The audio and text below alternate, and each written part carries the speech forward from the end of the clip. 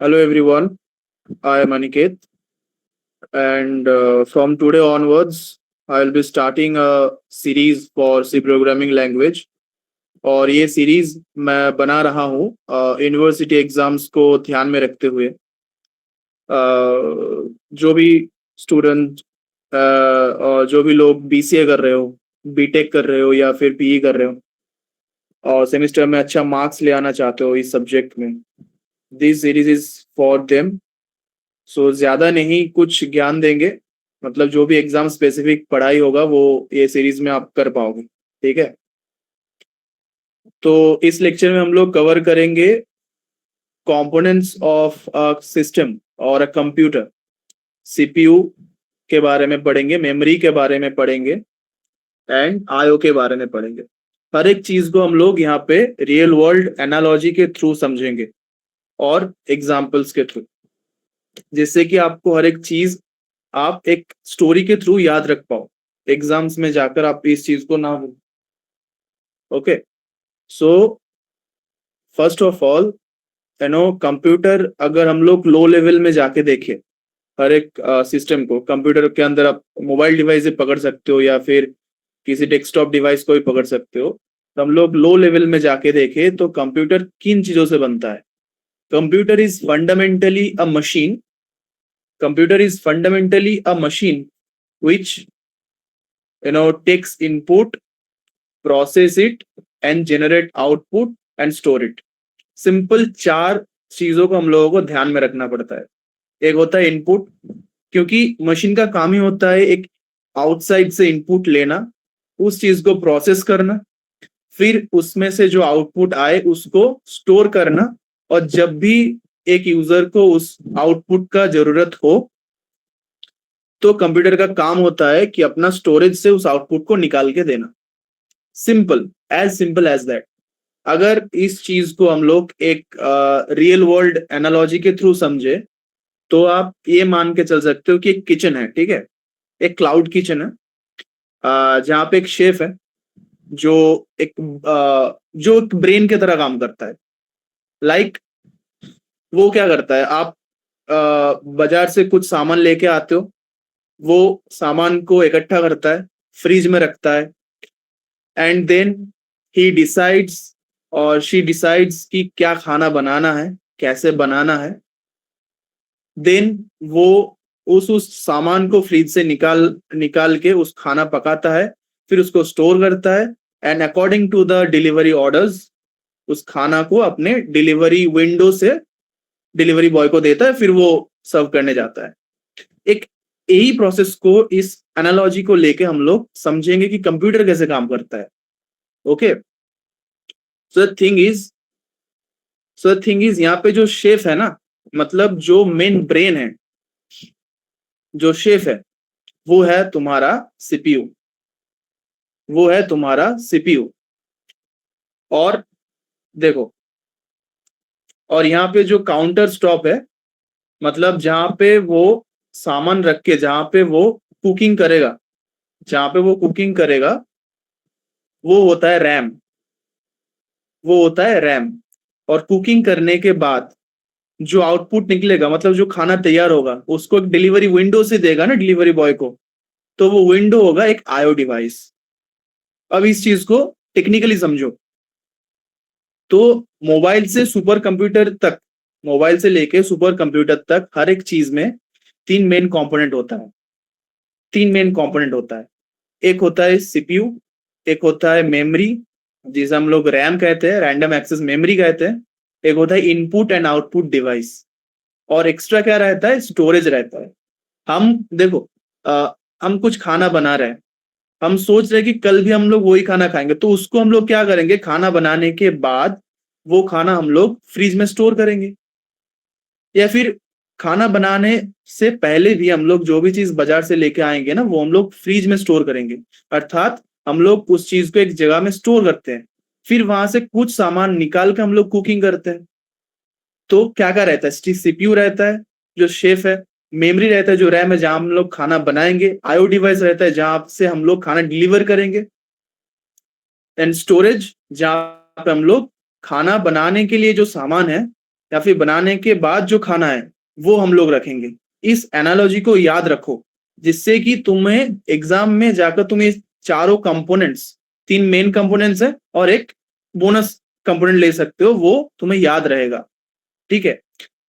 सो CPU में क्या होता है, अब सीपीयू के अंदर भी बहुत से चीज है जो आपको जानना जरूरी है। सीपीयू का काम क्या है? सीपीयू का काम होता है इंस्ट्रक्शंस को एग्जीक्यूट करना। जैसे शेफ का काम क्या होता है? खाना बनाना। वैसे ही सीपीयू का काम होता है इंस्ट्रक्शंस को एग्जीक्यूट करना। इंस्ट्रक्शंस मतलब जैसे कि हम यूजर हैं, हम कीबोर्ड में कुछ टाइप कर रहे हैं, वो सीपीयू प्रोसेस करता है, देन रैम में वो प्रोसेस करके वो स्क्रीन पे दिखाता है ना। तो वही होता है सीपीयू का काम, इंस्ट्रक्शंस एंड प्रोसेस को एग्जीक्यूट करना। ठीक है। अब इंस्ट्रक्शंस मतलब जिसे हम लोग प्रोग्राम्स कहते हैं। ठीक है। मतलब what is programs? Programs is nothing but a set of instructions. Okay. तो देखो, अब शेफ खाना कैसे बनाता है उस चीज को समझो, फिर सीपीयू के अंदर जो 3 मेन कंपोनेंट्स है ना वो तुमको समझ में आ जाएगा क्लियरली एकदम। ओके। जैसे कि मान लो शेफ को एक डिश बनाना है, ठीक है, तो वो क्या करेगा? वो पहले इंस्ट्रक्शंस को पढ़ेगा कि डिश में क्या क्या लगेगा, क्या क्या कंपोनेंट्स या फिर क्या क्या चीज वो डिश बनाने के लिए लगेगा, है ना। वो इंस्ट्रक्शंस को रीड करेगा। वैसे ही सीपीयू के अंदर एक यूनिट होता है जिसे कहते हैं कंट्रोल यूनिट। सीपीयू के अंदर एक यूनिट होता है जिसे कहते हैं कंट्रोल यूनिट। ये वो काम करता है, इंस्ट्रक्शंस को रीड करता है। हो गया। रीड करने के बाद वो क्या करेगा कि स्टोरेज से जो भी सामान है स्टोरेज में, उससे जो भी सामान लगेगा उस खाने को बनाने के लिए या फिर वो डिश को बनाने के लिए, वो स्टोरेज से लेके आएगा। और इसके अंदर जो एएलयू है, एरिथमेटिक लॉजिक यूनिट, इसके अंदर जो एएलयू है, एरिथमेटिक लॉजिक यूनिट इसे कहा जाता है, इसके अंदर वो चीज को एग्जीक्यूट करेगा। इसके अंदर वो चीज को एग्जीक्यूट करेगा। ठीक है। फिर करने के बाद इसके अंदर एक टेम्पोररी मेमोरी होता है। एक टेम्पोररी मेमोरी होता है। जैसे खाना बनाने के बाद ना हम लोग डायरेक्टली उसको फ्रीज में नहीं रखते। खाना बनाने के बाद उसको एक कटोरी में रखते हैं, फिर वो कटोरी को फ्रीज में रखते हैं। तो वो कटोरी क्या है? वो है रजिस्टर या फिर टेम्पोररी टाइनी मेमोरी। ठीक है। तो ये सीपीयू के अंदर 3 चीज होता है। एक होता है इंस्ट्रक्शन रीड करने के लिए कंट्रोल यूनिट, मतलब शेफ पहले इंस्ट्रक्शन पढ़ा, फिर उसको एग्जीक्यूट किया, अर्थात खाना बनाया एएलयू में, अरिथमेटिक लॉजिक यूनिट में, और उसको एक कटोरी में स्टोर किया। अरिथमेटिक लॉजिक यूनिट में क्या होता है कि जैसे कि बहुत सारे ऑपरेशंस होते हैं, जैसे कि एडिशन होता है, सब्सट्रैक्शन होता है, ये सारे जो अरिथमेटिक लॉजिक्स होते हैं ना, ये चीज हम लोग बाद में जाके फिर एक्सप्लेन करेंगे। ठीक है। तो ये सब काम होता है अरिथमेटिक लॉजिक यूनिट में, फिर उसके रजिस्टर में स्टोर होता है। ये होता है सीपीयू का पूरा, मतलब सीपीयू के अंदर क्या होता है वो वो चीज मैंने आपको बताया। इसके बाद आता है रैम, मतलब द काउंटर स्टॉप या फिर द वर्क स्पेस, जहां पे वो शेफ खाना बनाएगा।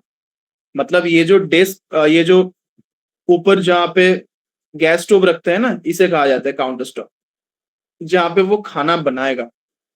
A memory that CPU actively use while executing any program or a process। किसी भी प्रोग्राम या प्रोसेस को एग्जीक्यूट करने वक्त वो जो मेमोरी यूज करता है ना, जो एक्टिव मेमोरी यूज करता है, उसी को कहा जाता है रैम, रैंडम एक्सेस मेमोरी। जैसे कि मान लो हम फ्रिज में हम लोग सामान को रखते हैं।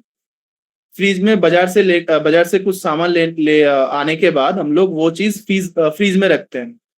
अब फ्रिज में ही तो हम लोग खाना नहीं बना सकते ना।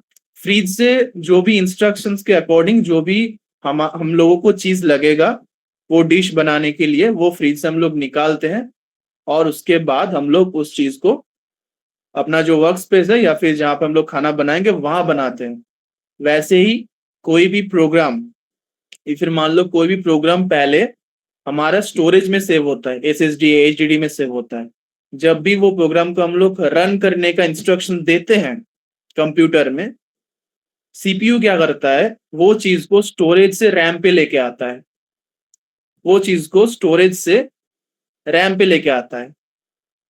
ठीक है, अब इस चीज पे ज्यादा फोकस मत करो सिस्टम बस पे, ये चीज हम लोग पढ़ेंगे कंप्यूटर ऑर्गेनाइजेशन में, सेकेंड ईयर फर्स्ट सेम में है कंप्यूटर ऑर्गेनाइजेशन, वहां पढ़ेंगे हम लोग।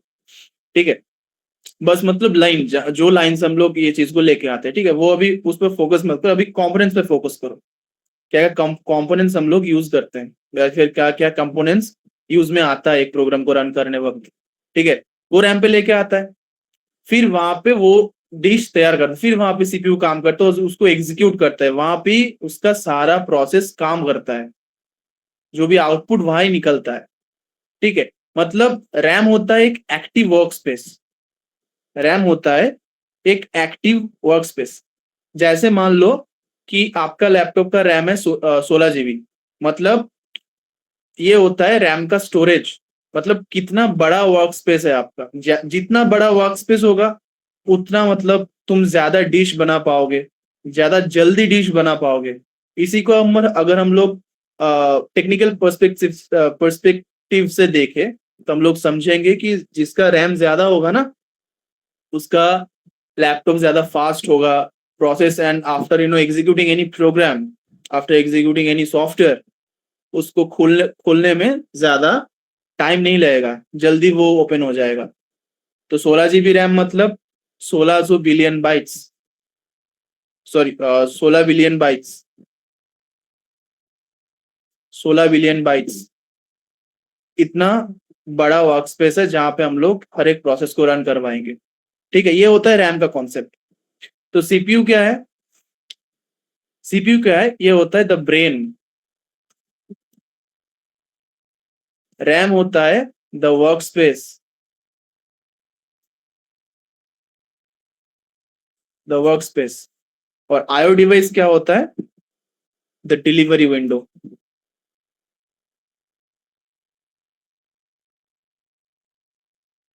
The delivery window. जैसे कि मान लो बाजार से सामान लेने के आने के बाद, वो तो तुम या खिड़की से लोगे या फिर दरवाजे से लोगे, है ना, तो वो लेके तुम फ्रिज में रखोगे। तो computer communicates with the outer world with IO device, IO मतलब इनपुट आउटपुट डिवाइस, और एग्जीक्यूट करने के बाद जो खाना जो तैयार होगा, वो क्लाउड किचन का जो भी खाना तैयार होगा, वो डिलीवरी बॉय खिड़की से ही लेगा, या फिर एक विंडो से लेगा, या फिर दरवाजे से लेगा। तो वही होता है एक IO device. So IO device, these are how computer communicates with the outside world। Okay, जैसे कि मान लो कीबोर्ड हो गया, माउस हो गया, माइक्रोफोन हो गया, कैमरा हो गया, टच स्क्रीन हो गया। हम लोग कीबोर्ड में कुछ दबाते हैं या फिर माउस से कुछ सॉफ्टवेयर को डबल क्लिक करते हैं, फिर वो सॉफ्टवेयर रैम पे जाके लोड होता है, वहां पे सीपीयू रन करता है, सॉफ्टवेयर को एग्जीक्यूट करता है, फिर वो स्क्रीन पे दिखाता है। ये स्क्रीन भी मतलब मॉनिटर भी तुम्हारा एक आईओ डिवाइस है, आउटपुट डिवाइस है। और एक लास्ट आता है स्टोरेज, और एक लास्ट आता है स्टोरेज, मतलब यहाँ पे फ्रिज, जहां पे हम लोग मतलब डेटा को स्टोर करते हैं, प्रोग्राम फाइल्स को स्टोर करते हैं, या फिर एग्जीक्यूट करने के बाद जो आउटपुट आता है उसको भी स्टोर कर सकते हैं। ठीक है, और अभी रैम और स्टोरेज के अंदर जो भी अगर हम लोग डिफरेंस अगर आपको पूछ लिया जाए एग्जाम में, तो आप क्या बोलोगे, रैम क्या होता है, फास्ट होता है। क्यों फास्ट होता है, क्योंकि वो एक्टिव वर्क स्पेस होता है ना, वहां पे प्रोग्राम, वहां पे प्रोग्राम मतलब परमानेंटली नहीं रहता है, परमानेंटली प्रोग्राम रहता है स्टोरेज में। जब भी हम लोग प्रोग्राम को रन करना चाहते हैं तब स्टोरेज से वो रैम पे आता है, वहीं पे वो रन होता है, एग्जीक्यूट होता है, फिर रैम खाली हो जाता है, इसीलिए रैम फास्ट होता है। और स्टोरेज में वो हर वक्त पड़ा रहता है, इसीलिए स्टोरेज क्या होता है, स्लो होता है। रैम क्या होता है, स्मॉल होता है। इधर कुकिंग करने के लिए ज्यादा बड़ा स्पेस नहीं चाहिए, पर स्टोरेज को लार्ज होना चाहिए, क्योंकि स्टोरेज में हर एक चीज को हमें स्टोर करना पड़ेगा, 4 प्रोग्राम स्टोर करना पड़ेगा, बहुत सारी चीज स्टोर करना पड़ता है, डेटा स्टोर करना पड़ता है, प्रोग्राम स्टोर करना पड़ता है, हर एक चीज को स्टोर करना पड़ता है, इसलिए स्टोरेज क्या होता है, लार्ज होता है, रैम स्मॉल होता है। डेटा लॉस होता है शटडाउन के वक्त, अगर हम लोग लैपटॉप या फिर कंप्यूटर शट डाउन कर देते हैं ना, तो रैम क्लियर हो जाता है। वैसे हम तुम लोग सुने होंगे कि जब भी किसी भी लैपटॉप स्लो हो जाता है तो लोग बोलते हैं कि शट डाउन कर दो या फिर रिस्टार्ट कर दो, लैपटॉप फास्ट हो जाए। क्यों होता है? क्योंकि शट डाउन करने वक्त क्या होता है, रैम पूरा खाली हो जाता है, रैम के अंदर कोई भी एक्टिव प्रोग्राम नहीं रहता, इसीलिए क्या होता है कि डेटा लॉस हो जाता है। तो स्टोरेज में क्या होता है, स्टोरेज में हर वक्त डेटा रहता है अनटिल फिजिकल डैमेज। ठीक है। अब ये चीज हम तुमको अगर पूछ लिया जाए तुम लिख पाओगे ये चीज। अगर अगर हम लोग इस चीज को एक रियल एनालॉजी के थ्रू समझे, जैसे कि मान लो तुम एक फोटो ओपन करना चाहते हो, ठीक है, तुम्हारे स्टोरेज में एक फोटो पड़ा है, वो तुम ओपन करना चाहते वो तुम ओपन करना चाहते हो। तो पहले क्या होगा, तुम कीबोर्ड में दबाओगे, जो एक आईओ डिवाइस है, कीबोर्ड या माउस से दबाओगे तो वो सीपीयू में जाएगा। सीपीयू क्या करेगा, वो स्टोरेज को बोलेगा कि वो फोटो को ढूंढो और वो फोटो को ढूंढ के उसको रैम पे स्टोर करो। रैम पे स्टोर कर फिर सीपीयू क्या करेगा कि फोटो को, जो भी फोटो तुमने डबल क्लिक किया, वो फोटो को डिकोड करेगा। वो फोटो भी एक फोटो के अंदर भी वो डिकोडेड लैंग्वेज होता है, जो सॉरी एक एनकोडेड लैंग्वेज होता है, वो उसको डिकोड करेगा, फिर उसको क्या करेगा, अपने स्क्रीन पे दिखाएगा। ये होता है full process of a computer, कि कैसे कंप्यूटर का हर एक कंपोनेंट्स काम करता है। I think that much is clear to you. Okay. Okay.